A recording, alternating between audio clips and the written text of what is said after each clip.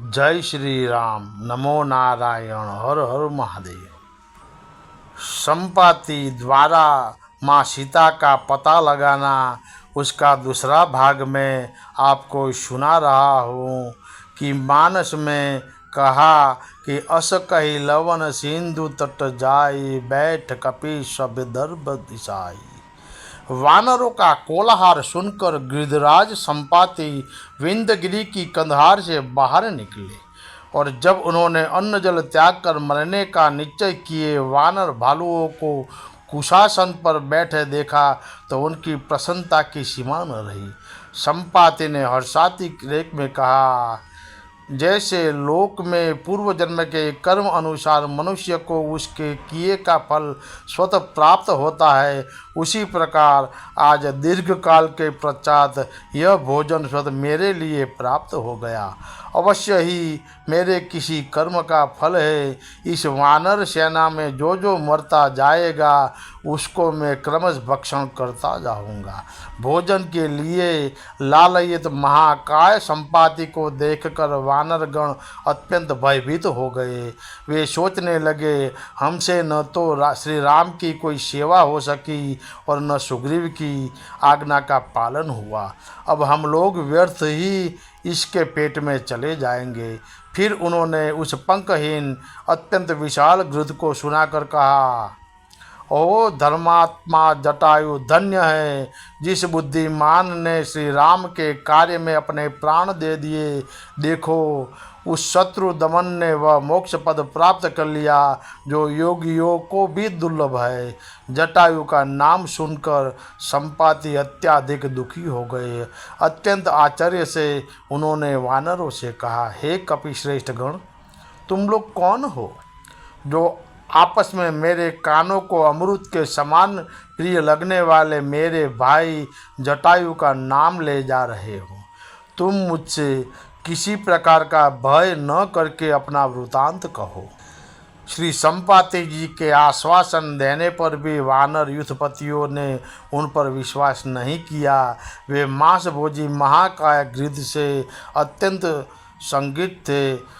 बहुत सोच विचार करने के उपरांत वानर उनके समीप गए और युवराज अंगद ने उन्हें श्री राम के संबंध में जन्म से लेकर श्री सीता हरण तक की सारी घटना अत्यंत विस्तार पूर्वक सुनाई। इसके बाद जटायु ने श्री सीता जी की रक्षा के लिए रावण के साथ युद्ध कर श्री राम की गोद में सुखपूर्वक प्राण विसर्जन करने की बात कही। परम कारुणिक श्री राम ने जिस प्रकार उनकी अंतिम क्रिया की थी वह भी उन्होंने भाव विभोर होकर बताई और अंत में उन्होंने यह भी कहा, हम लोग वानरों के राजा सुग्रीव के आदेश से श्री माता सीता जी की खोज के लिए यहाँ तक आए हैं, पर अब तक उनका कोई पता नहीं लगा। इस कारण हम लोग दुख से अधीर और व्याकुल हो रहे हैं। अपने प्राण प्रिय भाई जटायु का प्रभु के लिए प्राणापण एवं उनकी अंतिम गति का सुखद संवाद सुनकर श्री संपाति आनंद विह्वल हो गए। इतना ही नहीं, महामुनि चंद्रमा के वचन के अनुसार उसने परम कल्याण का क्षण उपस्थित जानकर वे अपना सारा दुख भूल गए। उनके अंग अंग परमानंद से पुलकित हो गए। अंगद के वचन सुनकर चित्त में प्रसन्न हो संपाति ने कहा, हे कपीश्वरों, जटायु मेरा परम प्रिय भाई है। आज कई सहस्त्र वस्त्रों के अनंतर मैंने भाई का समाचार सुना। फिर उन्होंने कहा, मैं वाणी और बुद्धि के द्वारा तुम सब लोगों का प्रिय कार्य अवश्य करूँगा, क्योंकि दशरथ नंदन श्री राम का जो कार्य है वह मेरा ही है, इसमें संशय नहीं है। संपाति ने फिर कहा, सर्वप्रथम तुम लोग मुझे जल के पास ले चलो, जिससे मैं अपने भाई को जलांजलि दे दूँ। फिर तुम लोगों की कार्य सिद्धि के लिए मैं उचित मार्ग बताऊंगा। संपाति की इच्छा जानकर महावीर हनुमान जी उन्हें उठाकर समुद्र तट पर ले गए। वहाँ श्री संपाति जी ने स्नान करके जटायु को जलांजलि दी। फिर वानरगण उन्हें उनके स्थान पर ले गए। वहाँ भगवान श्री राम के भक्तों को सम्मुख बैठकर देखकर संपाति के सुख की सीमा न थी। उनका शारीरिक एवं मानसिक कष्ट तो पहले ही दूर हो गया था। उन्होंने चारों ओर अपनी दृष्टि डालकर प्रभु के प्रिय भक्तों को अत्यंत आदरपूर्वक बताया। गिरि त्रिकुटौ पर बस लंका, तह रावण सहज असंका।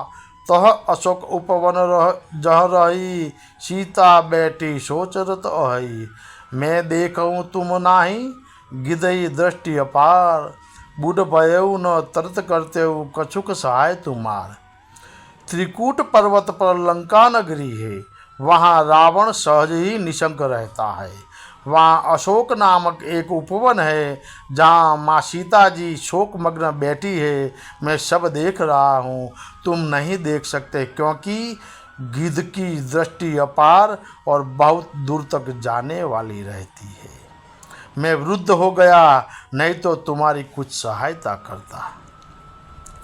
फिर उन्हें प्रोत्साहित करते हुए संपाति ने उनसे कहा, तुम लोग भी उत्तम बुद्धि से युक्त, बलवान, मनस्वी तथा देवताओं के लिए भी दुर्जय हो।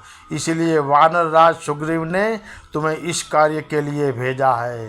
तदंतर उन्होंने श्री राम लक्ष्मण के तीक्ष्ण शरीरों की महिमा का गान करते हुए वानर भालुओं से कहा कि श्री राम और लक्ष्मण के कड़क पत्र से युक्त जो बाण है, वे साक्षात विधाता के बनाए हुए हैं।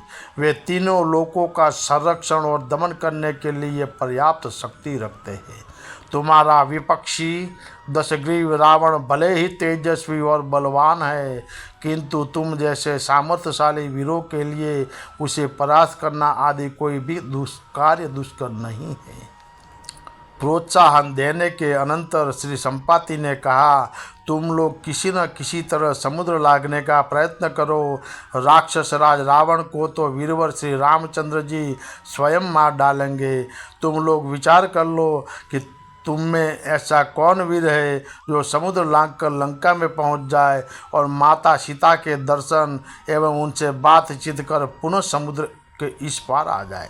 संपाति के द्वारा माता सीता का पता पाकर वानर वृंद के हर्ष की सीमा न रही। उन्होंने कौतूहलवश श्री संपाति का पूरा जीवन वृतांत जानने की इच्छा व्यक्त की। उन्होंने बड़े ही आदर और प्रेम पूर्वक अपने पंख भस्म होने एवं चंद्रमानुनि के द्वारा की गई सारी बातें सुना दी। इसके अनंतर उन्होंने कहा, हे वीर वानरों, पंखहीन पक्षी की व्यवस्था क्या कही जाए। मेरी इस अत्यंत दयनीय स्थिति में मेरा पुत्र पक्षी प्रवर सुप्रासी ही मुझे यथा समय आहार प्रदान कर मेरा भरण पोषण करता आया है। हम लोगों की क्षुधा अत्यंत तीव्र होती है। एक दिन मैं भूख से छटपटा रहा था, किंतु मेरा पुत्र देर से रिक्त हस्त लौटा। इस कारण मैंने उसे अनेक कटु बातें कही। इस पर उसने अत्यंत विनम्रतापूर्वक मुझसे कहा, मैं आपके आहार के लिए यथा समय आकाश में उड़ा और महेंद्रगिरी के द्वार को रोककर अपनी चोंच नीची किए समुद्र जीवों को देखने लगा। उसी समय वहाँ मैंने एक कंजलगिरी की भांति बलवान पुरुष को देखा, जो अपने साथ एक अलौकिक तेजस्विनी स्त्री को बलात् लिए जा रहा था। उस स्त्री और पुरुष के द्वारा मैंने आपकी भूख मिटाने का निश्चय किया, किंतु उस पुरुष की अत्यंत मधुर एवं विनम्र वाणी से प्रभावित होकर मैंने उसे छोड़ दिया। उसके अनंतर मुझे महर्षियों एवं सिद्ध पुरुषों से विदित हुआ कि अलौकिक तेजस्विनी स्त्री दशरथ नंदन श्री राम की पत्नी भगवती माँ सीता थी और काला पुरुष लंकाधिपति रावण था। श्री सीता के केस खुले हुए थे। वे अत्यंत दुख से श्री राम और लक्ष्मण का नाम लेकर विलाप कर रहे थे और उनके आभूषण गिरते जा रहे थे। इसी कारण मुझे यहाँ आने में देर हो गई। पंखहीन, असहाय और विवश में छटपटा कर रह गया। मैं कुछ नहीं कर सकता था। दुष्ट रावण की शक्ति से मैं परिचित था। इस कारण माँ जगदम्बा सीता की रक्षा न करने के कारण मैंने उसे कठोर वचन कहे। फिर संपाति ने कहा कि श्री सीता का विलाप सुनकर और उनसे बिछुड़े हुए श्री राम तथा लक्ष्मण का परिचय पाकर तथा राजा दशरथ के प्रति मेरे स्नेह का श्रवण करके भी मेरे पुत्र ने जो सीता जी की रक्षा नहीं की, अपने इस वार्ताव से उसने मुझे प्रसन्न नहीं किया, मेरा प्रिय कार्य नहीं होने दिया। परम भाग्यवान संपाति वानरों को अपनी कथा सुना ही रहे थे कि उनके दो नए पंख निकल आए और उनमें यौवन काल का भी बल उत्पन्न हो गया। महर्षि चंद्रमा की वाणी का स्मरण करके वे अत्यंत सुखी हुए। उन्होंने वानरों से कहा, हे वीर वानरों, तुम सब प्रकार के प्रयत्न करो, निश्चय ही तुम्हें माता सीता का दर्शन प्राप्त होगा। मुझे पंखों को प्राप्त होना तुम लोगों की कार्य सिद्धि का विश्वास दिलाने वाला है। फिर उन्होंने भगवान श्री राम के मंगलमय नाम की महिमा का बखान करते हुए उनके लिए समुद्र लंघन अत्यंत सरल कार्य बताया। संपाति ने कहा कि हे वानरगण, जिनके नाम के स्मरण मात्र से महान दुष्टन और दुष्ट जन भी अपार संसार सागर को पार करके भगवान विष्णु के सनातन परम पाद को प्राप्त कर लेते हैं, तुम लोग त्रिलोक की स्थिति करने वाले उन्हीं भगवान श्री राम के प्रिय भक्तगण हो। फिर इस क्षुद्र समुद्र को पार करने में तुम क्यों समर्थ न होंगे। श्री विनीत आत्मा पराक्रम प्रेमी पवन कुमार भाग्यवान संपाति के एक एक शब्द अत्यंत ध्यानपूर्वक सुन रहे थे। माता सीता का सुस्पष्ट पता विदित हो जाने पर श्री रामदूत हनुमान जी की प्रसन्नता की कोई सीमा न रही, उनके रोम रोम पुलकित हो गए। उसी समय पक्षी श्रेष्ठ संपाति उस पर्वत शिखर से उड़कर चले गए। जय श्री राम।